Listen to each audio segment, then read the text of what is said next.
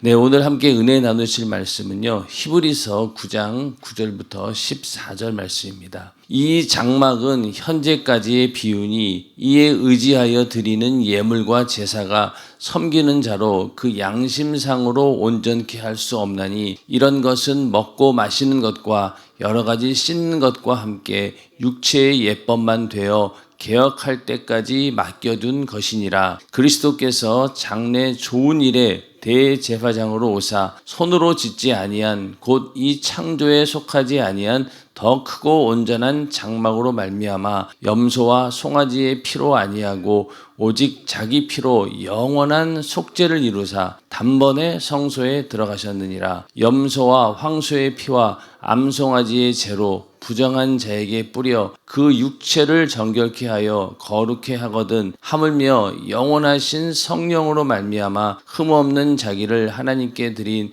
그리스도의 피가 어찌 너희 양심으로 죽은 행실에서 깨끗하게 하고 살아계신 하나님을 섬기게 못하겠느냐. 아멘. 네, 오늘은 히브리서 9장 9절부터 14절 말씀을 중심으로 번제단은 회개의 제단이다 라는 제목으로 성막 강의 33번째 시간이 되겠습니다. 오늘 읽으신 히브리서 9장 9절부터 14절 말씀을 보면은 우리의 죄의 문제가 육신으로 짓는 죄, 그러니까 내가 행위로 드러난 죄가 되겠죠. 율법에 의해서 어떤 죄가 드러나게 됩니다. 그러면 내가 죄를 지었구나. 그렇게 하면서 제사를 구약시대 사람들은 짐승을 잡고 제사를 드리게 됩니다. 그런데 그 제사가 온전치 않다는 거예요. 어떤 면에서 온전치 않냐면은 그 양심상으로 그 제사가 온전케 할 수 없다는 거예요. 왜 그러냐면은 그 양심상이라고 하는 것은 그 마음속에 있는 지은 죄까지는 해결하지 못한다는 거예요. 예를 들면은 짐승을 잡으면서 내가 용서를 구하면서 제사를 지냅니다. 그런데 한편으로는 그 속마음 속에서 전혀 내가 죄인이라고 공감하지 않을 수도 있잖아요. 법정 앞에서는 막 굉장히 막 눈물을 흘리면서 막 사죄도 하고 내가 큰 죄를 지었습니다라고 막 그 앞에서는 그러는데 싹 돌아서면서 어때요? 쓱 웃는 사람들이 있잖아요. 그러면서 야, 이제 요것만 지나면 나는 이제 무죄 판결을 받을 수 있어. 이러면서 쓱 웃는 거 있죠. 그게 바로 그 양심이 가지고 있는 본성입니다. 그러니까 제사를 겉으로는 드렸지만은 그 속마음에 양심상으로 진정한 회개가 이루어지지 않고 그렇게 슬쩍 넘어가는 경우들이 얼마나 많이 있겠냐는 거예요.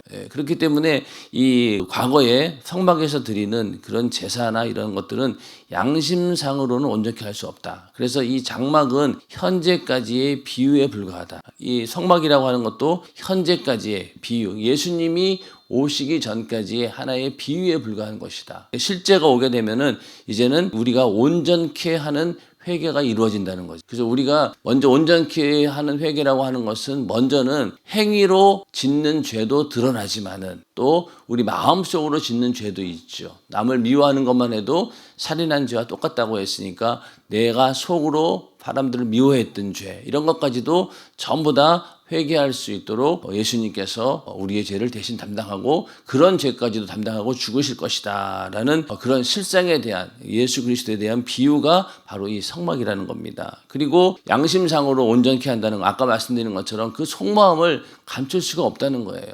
그래서 속마음 속에 있는 것까지도 다 끌어내서 우리가 회개할 수 있도록 인도해 주신다. 그래서 다윗의 경우도 상한 심령을 내놓지 않으니까 계속해서 하나님이 다그친 거예요. 결국은 그가 겉으로는 회개한 척하고 또 겉으로 내가 죄를 어떻게 용서받으려고 했지만 그것으로는 되지 않았다는 그 안에서 상한 심령을 가지고 통회하고 자복하는 마음을 가져왔기 때문에 그 양심까지도 온전히 회개가 이루어지게 된 거죠.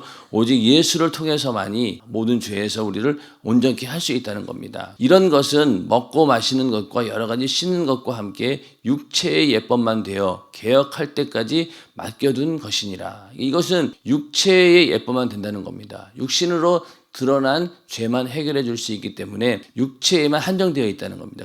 개혁할 때까지 예수님께서 이 땅에 오셔서 율법을 완전케 할 때 그때까지 맡겨둔 것에 불과하다는 겁니다.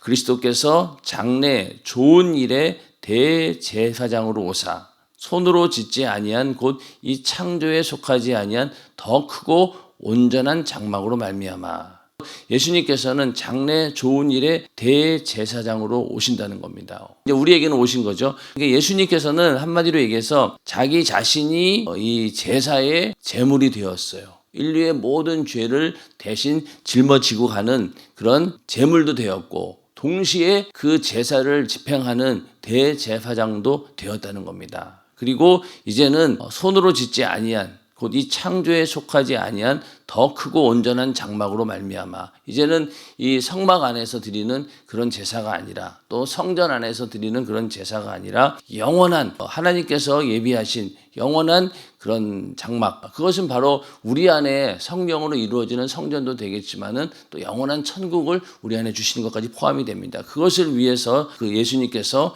대제사장으로 오셨고 또 제물로 오셔서 그런 제사를 드렸다는 겁니다. 그 제사가 어떤 제사였느냐? 염소와 송아지의 피로 아니하고 짐승의 피로 아니하고 오직 자기 피로 영원한 속죄를 이루사 단번에 성소에 들어가셨느니라. 짐승의 피로 하지 않고 자기 자신의 살과 피를 찢고 그리고 피를 흘려서 자기 피로 영원한 속죄를 이루셨다는 거예요. 예수님의 피로 영원한 속죄를 이루셨다. 그리고 단번에 성소에 들어가셨다. 이 얘기는 자주 말씀드리지만은 영원한 속죄, 예수님의 그 죽으심으로 한 번에 영원한 속죄가 이루어진 거예요. 이거는 돌이킬 수 없는 영원히 이루어지는 속죄를 말하는 것이고, 또 단번에 성소에 들어가셨다라고 하는 것은 그 한 번의 제사로, 과거의 구약 시대에는 매년마다 대제사장도 바뀌고 또 죄를 지을 때마다 제사를 계속 반복해야 됐습니다. 그러나 이제는 그 예수의 피로 인해서 한 번에 하나님과의 관계를 열어놓으셨다는, 그렇게 성소에 들어가셨다. 염소와 황소의 피와 또 암송아지의 죄로 부정한 자에게 뿌려 그 육체를 정결케 하여 거룩케 하거든. 그러니까 지금까지 구약의 그런 제사들은 그 육체를 정결케 한다는 거예요. 그리고 거룩하게 한다는 겁니다. 육신으로 드러난 그런 죄만 해결해 줄 뿐이지 그 양심상에 있는, 그 마음속에 있는 죄까지는 전부 다 정결케 하거나 거룩하게 할 수 없다는 겁니다. 그러나 예수님의 피는 그 이상으로 우리의 모든 죄를 완전히 속죄시켜준다라는 그런 능력이 있다는 겁니다. 하물며 이러한 그 육체를 정결케 하고 거룩하게 하는 이 염소와 황소의 피, 이런 짐승의 제물도 그렇게 효력이 있는데, 하물며 영원하신 성령으로 말미암아 흠없는 자기를 하나님께 드린 그리스도의 피가 어찌 너희 양심으로 죽은 행실에서 깨끗하게 하고 살아계신 하나님을 섬기게 못하겠느냐. 그러니까 그거보다도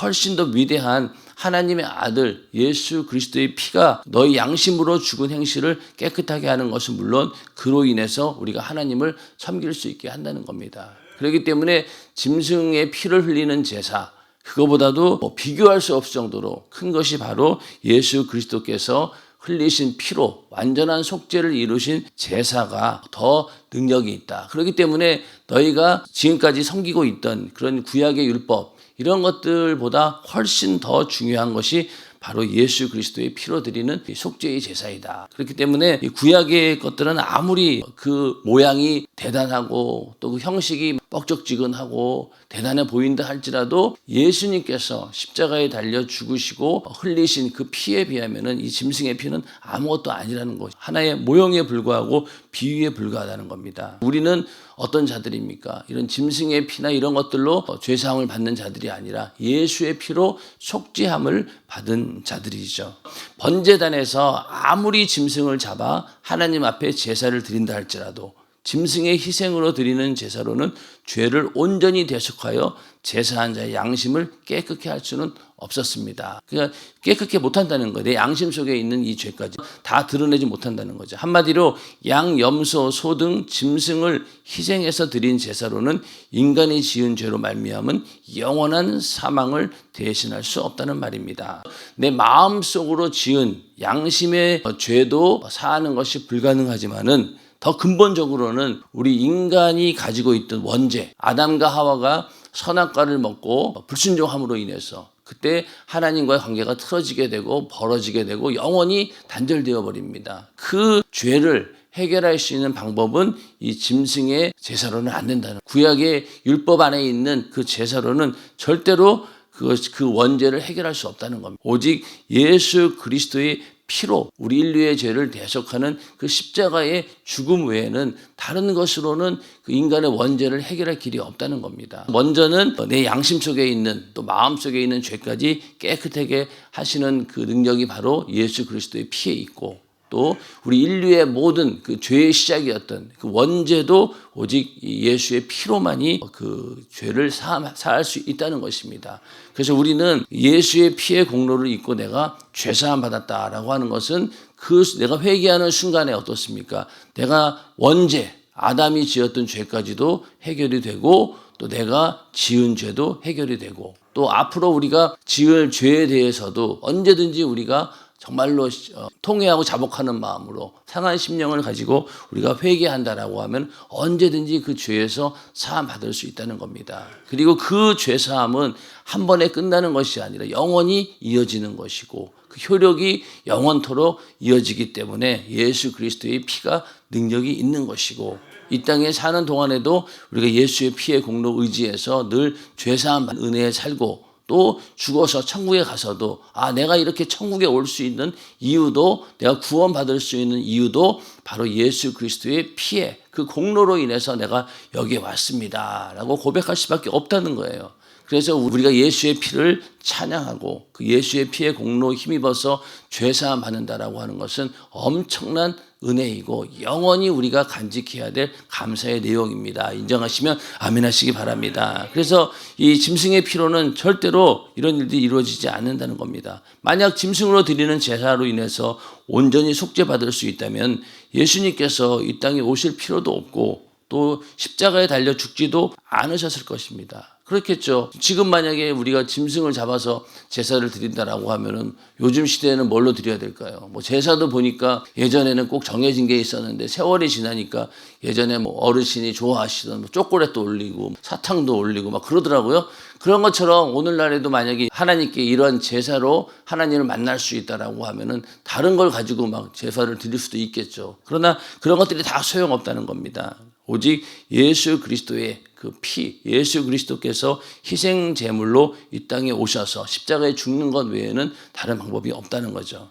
율법은 장차 오는 좋은 일의 그림자이지만 참 형상은 아니라는 거예요. 해마다 늘 드리는 바 같은 제사로는 나오는 자들을 언제든지 온전케 할 수 없다는 겁니다. 히브리서 12장 2절에 보면은 믿음의 주요 또 온전케 하시는 이인 예수를 바라보자. 그러니까 구약시대 사람들은 자기들이 제사를 드리면서도 뭘 봤냐면은 희미하게나마 이 온전케 하시는 예수를 바라보았던 거예요. 제사를 통해서 먼 훗날 우리 인간의 죄를 지금은 이렇게 연약하고 어느 부분적이지만은 완전케 우리의 죄를 대속해 주시는 그 그리스도 예수가 올 것이다 라는 것을 바라보면서 그런 제사를 드렸다는 겁니다. 그러면서 그 예수가 어떤 분이냐, 저는 그 앞에 있는 즐거움을 위하여 십자가를 참으사 부끄러움을 개의치 아니하시더니 하나님 보좌 우편에 앉으셨느니라. 예수님께서도 무엇을 바라보았냐면은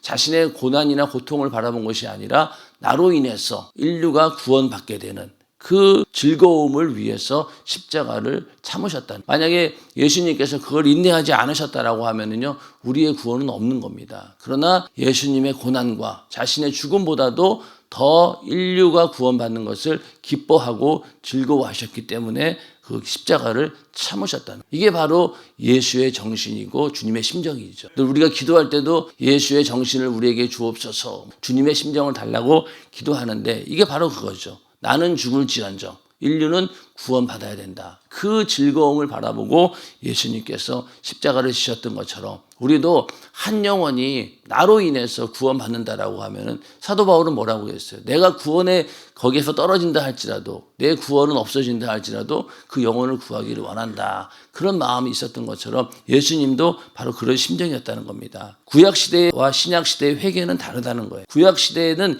용서받는 회개고 신약시대는 속죄받는 회개라는 겁니다. 용서는 다시 적용될 수 있다는 거예요. 그 1만 달란트 탕감받는 자의 이야기 잘 아시죠? 1만 달란트라고 하면은요, 이거는 어마어마한 금액이에요. 갚을 수 없는 돈이라고 생각하시면 돼요. 근데 그거를 대신 이제 탕감해 주었어요.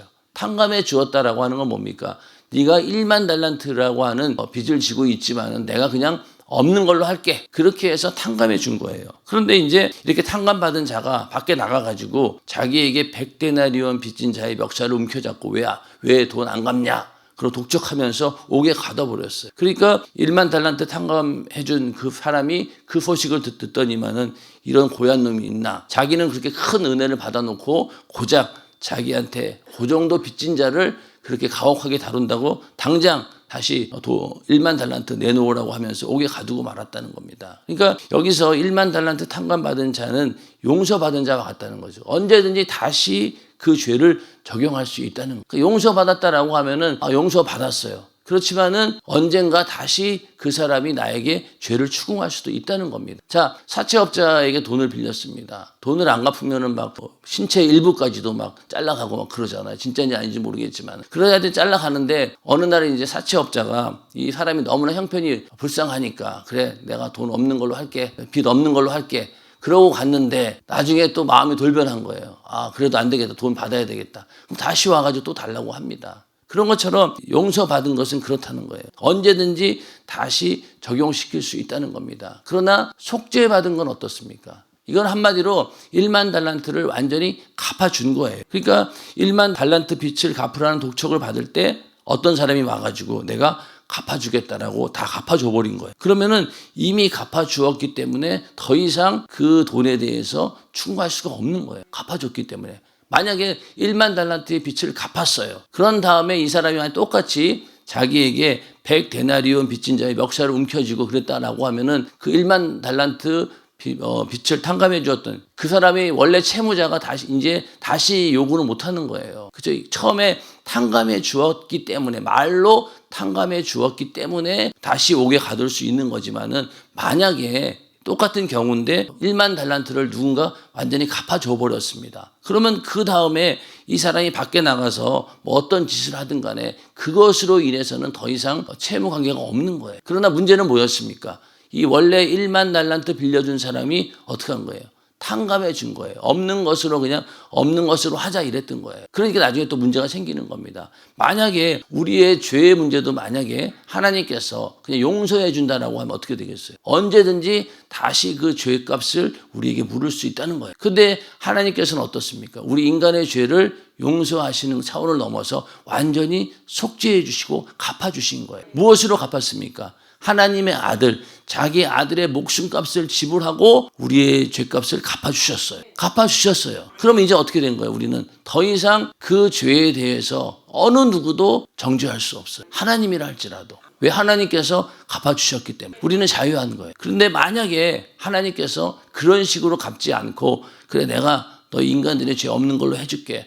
그냥 덮어버린다라고 하면 어떻게 되겠어요? 나중에 언젠가 다시 그 죄값을 추궁할 때가 온다는. 또 마귀가 가만히 있겠냐고요. 마귀가 계속 정죄하겠죠. 그리고 참수하겠죠. 야, 이런 죄가 있는데 왜 가만히 두십니까? 그러니까 하나님도 그러지 못하는 겁니다. 그렇기 때문에 합법적인 방법으로 죄 없으신 하나님의 아들이 이 땅에 육신을 입고 와서 인간의 모든 죄를 싹 다 짊어지고 대신 죄값을 지불했기 때문에 꼼짝없이 마귀도 거기 할 말이 없는 겁니다.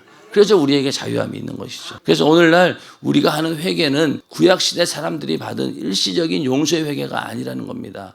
예수가 십자가에 못 박혀 죽으심으로 내 죄를 영원히 짊어지셨기에 우리는 죄를 완전히 속죄받았습니다. 완전히 자유합니다. 그래서 진리가 너희를 자유케 하리라. 이 말씀이 이렇게 해당이 되는 거죠. 근데 만약에 진정한 완전한 속죄, 완전한 자유가 없다라고 하면은 진리가 너희를 자유케 하리라. 이 말씀이 이루어지지 않는 겁니다. 참된 자유는 먼저 속죄함의 은혜 가운데 있는 거예요. 이게 없다라고 하면 우리는 항상 죄 가운데 있어야 되는 겁니다. 마귀의 권세 아래 있어야 된다는. 그런데 우리는 속죄받은 자이기 때문에 이 마귀의 권세에서 완전히 벗어날 수 있는 겁니다. 그러나 우리가 죄의 권세에서 벗어났다 할지라도 또 우리는 죄의 유혹을 받을 수 있고 또 죄 가운데 들어갈 수는 있어요. 그러나 우리가 분명히 변치 말아야 될 것은 내가 어떤 상황에 있든 간에 예수님께서 내 죄를 대신 속해 주셨다라고 하는 그 믿음만은 흔들려서는 안 된다는 거예요. 그러니까 만약에 예를 들어서 이번 설날에 어쩔 수 없이 믿음이 연약하고 여러 가지 환경 때문에 집에 가서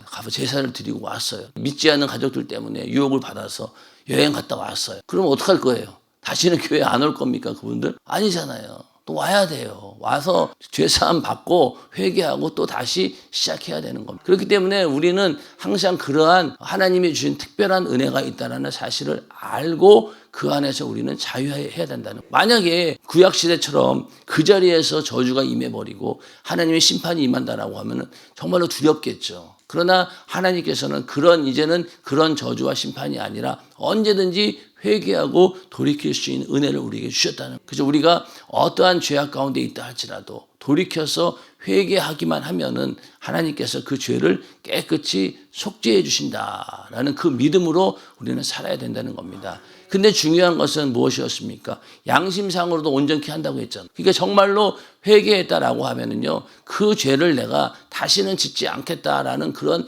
결심이 들어 있어야 된다는 거예요. 그 순간만큼은, 회개하는 순간만큼은 그런 결단이 있어야 된다는 거예요. 자, 주일학교 학생들, 중고등부 학생들, 동계성에 가서 은혜 받아요. 그러면 그 순간만큼은 하나님께서 그 회개하는 것을 받아주신다는 거예요. 그들이 다음에 시간이 지나서 어떠한 모양으로 또 변질되고 타락한다 할지라도 지금 뜨겁게 회개하는 그 모습을 보고 하나님께서는 이미 그 죄를 사해 주신 거예요. 자유함을 얻은 거예요. 그리고 그 다음에 또 어떻게 되는 건 그거는 각자 본인의 믿음인 겁니다. 그런 것처럼 우리가 중요하게 생각해야 될 것은 언제든지 우리는 이 속죄함의 은혜를 받은 자이다. 이거에 대해서는 어느 누구도 이의를 제기할 수 없다는, 그게 바로 속죄로 인한 회개이죠. 그렇게 회개했다라고 하면 우리는 절대로 어느 누구도 이 죄에 대해서 추궁할 수 없다는 겁니다. 그래서 그분이 내 질병을 대신 짊어지셨고 또 나를 대신하여 저주를 받으셨으며 또 내 모든 죄의 짐을 지셨으니 나는 질병과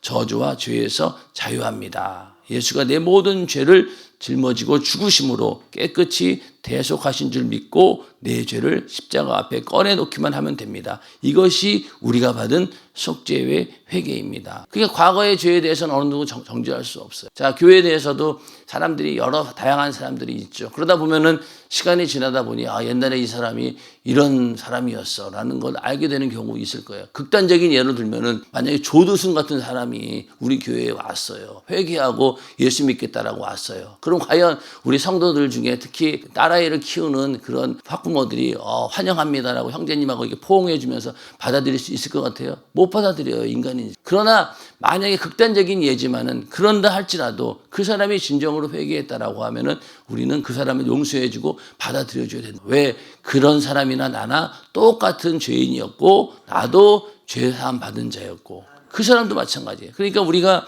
예수 안에서 서로 정죄할 수 없다는 이유가 바로 나도 은혜 받은 자, 그 사람도 은혜 받은 자이기 때문에 어느 누구도 정죄할 권한이 없다라는 겁니다. 그게 바로 속죄함 받은 자로서, 은혜 받은 자로서 당연한 일이죠. 그러니까 똑같은 거예요. 1만 달란트 탕감 받은 자가 자기에게 조금 빚진 자 멱살 잡고 옥에 가둔 것처럼 나도 이렇게 예수 피로 큰 은혜 받고 죄인에서 죄사함 받았는데 다른 사람을 정죄한다라고 하면 똑같은 짓이 되는 거죠. 우리는 그럴 이유도 없고 그럴 자격도 없다는 겁니다. 그래서 우리 안에 이렇게 예수의 피로 이루어진 그 속죄의 은혜, 그로 인해서 이루어진 회개라고 하는 것은요, 하나님도 다시는 기억하지 않는다는, 동해에서 서가 먼 것 같이 하나님께서는 다시는 그 죄를 묻지도 추궁하지도 않는다는 겁니다. 그러니까 이것이 참된 자유가 돼요. 그러나 이것을 방종의 기회로 삼아서는 안 된다라고 또 성경은 분명히 경고하고 있습니다. 아담과 하와가 하나님께서 먹지 말라 하신 선악과를 먹어 죄를 범함으로 인간이 하나님과 멀어졌습니다. 하나님께서 인간에게 율법을 주셔서 죄를 깨닫게 하셨고 또 성막 번제단에서 짐승을 죽여 피를 흘리는 제사를 드릴 때 인간의 죄를 어떻게 했다고요? 용서해 주셨습니다. 그리스도가 오시기 전까지는 이것이 얼마나 큰 소망이었는지 모릅니다. 하지만 그 제사는 온전한 제사의 모형과 그림자에 불과합니다. 하나님께 나아가는 새롭고 산 길이 열릴 때까지 있을 일시적인 방법이었다. 그 모형과 그림자에 불과합니다. 히브리서 기자는 계속해서 하는 얘기가 너희는 그 제사의 모형과 그림자에 불과한, 실상인 그리스도의 모형과 그림자에 불과한 것에 연연하지 말아라. 그건 이미 이제는 사라져버리는 것들이고 하나의 그림자, 모형에 불과한 거다. 실상이신 예수를 바라보고 너희가 그 예수를 선택했고 예수를 믿었다라고 하면은 끝까지 그 믿음이 흔들려서는 안 된다. 변치 말라는 거예요. 그런데 그 과거의 유대인들에게 있어서 율법이나 이 제사 이런 것들이 얼마나 대단해 보였겠냐. 전통이죠, 하나의 위대한 전통. 근데 그거를 박차고 자기는 예수를 믿었으니 얼마나 자기들이 누리고 있던 그 과거에 대해서 막 더 회상하면서 후회하는 그런 사람도 있었다는 거예요. 그러니까 그러지 말라는 거예요. 너희가 지금 실상이 예수를 붙들었다라고 하면은 절대로 처음 너희가 믿었던 그 믿음 변치 말고 끝까지 그 믿음을 붙들으라는 거예요. 그래서 계속 제사와 구약에 대한 제사와 또 여러 율법에 대한 얘기를 히브리서는 하고 있었던 겁니다. 자, 하나님의 아들이신 예수 그리스도께서 십자가에 피 흘려 죽으심으로 모든 인간의 죄를 대속해 주셨기 때문입니다. 그러므로 구약시대의 번제단은 오늘날 예수 그리스도의 모형입니다. 아멘. 그러니까 번제단은 그 자체가 바로 오늘날 예수 그리스도의 모형이라는 거예요. 예수의 생애가 이같을 거치라고 3700년 전에 지은 성막이 예언하고 있고 또 죄를 범한 자가 번제를 드려 죄를 사함받듯이 예수 앞에서 회개하고 속죄받아야 한다는 것을 말해준다는 거예요. 그래서 우리가 하나님 만나기 위해서는 제일 먼저 죄를 가지고 나가야 된다는 거예요. 회개해야 되고 그로 인해서 예수의 피를 만나 속죄함 받아서 그 번제단을 통과하는데 바로 그런 의미가 있다는 거죠. 번제단으로 말미암아 예수만이 우리를 속죄할 뿐이요 또 하나님께 가까이 가는 길도 예수밖에 없다는 것을 말해주고 있습니다. 그래서 죄사함도 예수의 이름으로 기도도 예수의 이름으로 우리가 하나님을 아버지라고 부르는 것도 바로 예수의 이름으로 하는 것입니다. 그러니까 문은 하나밖에 없다라고 했잖아요. 문은 오직 하나밖에 없어요.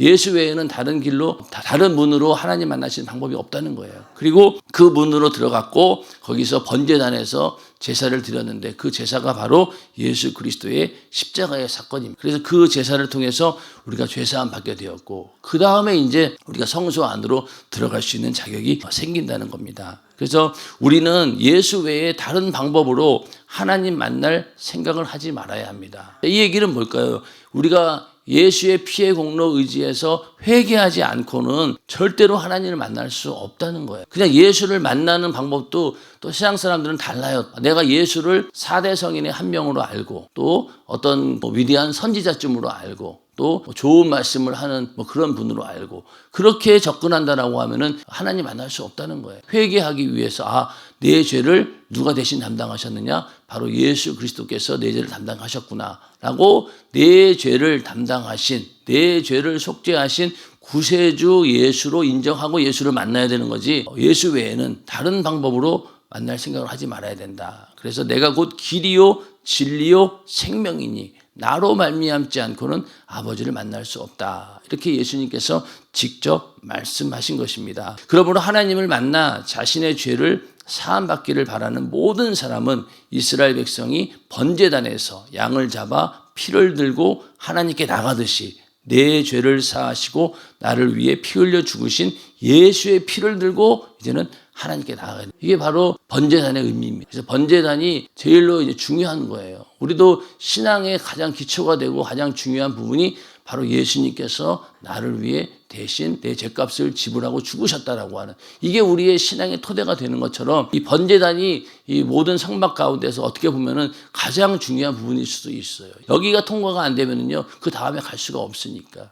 그래서 우리도 예수를 믿었다라고 할 때 과연 예수 믿는다라고 하는 게 뭐냐는 거예요. 어떤 사람들은 그냥 교회 열심히 다니는 것 그걸 예수 믿는 걸 오해합니다. 그러나 우리가 예수 믿는다라고 하는 것은 바로 이 속죄함 받았다라고 하는 사실을 알고 그분이 나의 구세주, 내 죄값으로 인한 이 영원한 지옥의 형벌에서 나를 구원해 주신 분이 바로 예수 그리스도이시다. 그러한 믿음을 가지고 그런 신앙의 대상으로 우리가 믿는 게 바로 예수 믿는다라는 거예요. 근데 만약에 거기에서 핀트가 벗어나면 절대로 안 된다는 거예요. 그래서 예수 만나기 위해서는 반드시 회개라고 하는 절차가 있어야 되는 거예요. 왜? 회개를 통해서만이 예수의 피를 만날 수 있기 때문에. 근데 만약에 회개 없이 예수를 만난다? 그것은 잘못된 거예요. 언젠가는 문제가 생긴다는 겁니다. 그래서 어떤 사람들, 유명한 사람들이 저 예수 믿었습니다라고 하면은 그분의 가만히 말이나 행동을 보면은 그 회개의 흔적이 없는 그런 사람들도 있어요. 그냥 자기가 예수 믿게 되었다고 말은 하는데 과연 저 사람이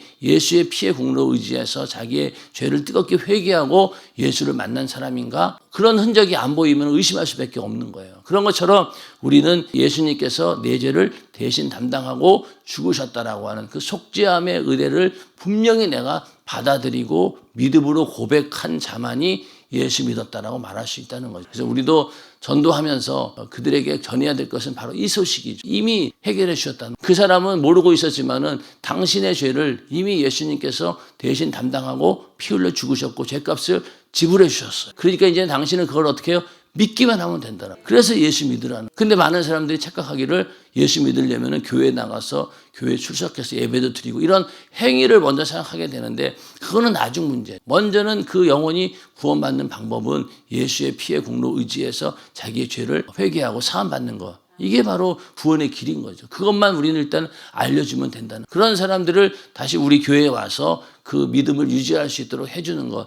그렇게 했을 때 신앙생활이 이어지게 되는 거죠. 그래서 우리는 내가 먼저 이런 예수의 피에 그 속죄의 은혜를 받은 자이고 그 속죄의 은혜가 있기 때문에 우리의 회개에 대해서는 완벽하고 온전하다. 우리가 정말로 회개한 것에 대해서는 어느 누구도 다시 그 죄를 추궁할 수 없다라는 그런 믿음을 가지고 늘 속죄의 회개가 우리 안에 이루어지기를 주님의 이름으로 축원합니다. 우리가 번제단 가운데서 오늘 어디까지 했냐면요. 5번째 회개의 제단이다까지 했습니다. 이제 4가지만 더 하면은 일단은 번제단이 끝나게 되겠습니다. 성막에 있는 모든 사건은 예수를 말하고 있습니다. 그리고 우리가 신앙생활을 어떻게 해야 될지에 대해서 분명히 알려주고 있는 지침서와 같습니다. 여러분들 성막 강의 끝까지 함께 하시면서 우리 안에 온전한 성막이 이루어지기를 주님의 이름으로 축원합니다.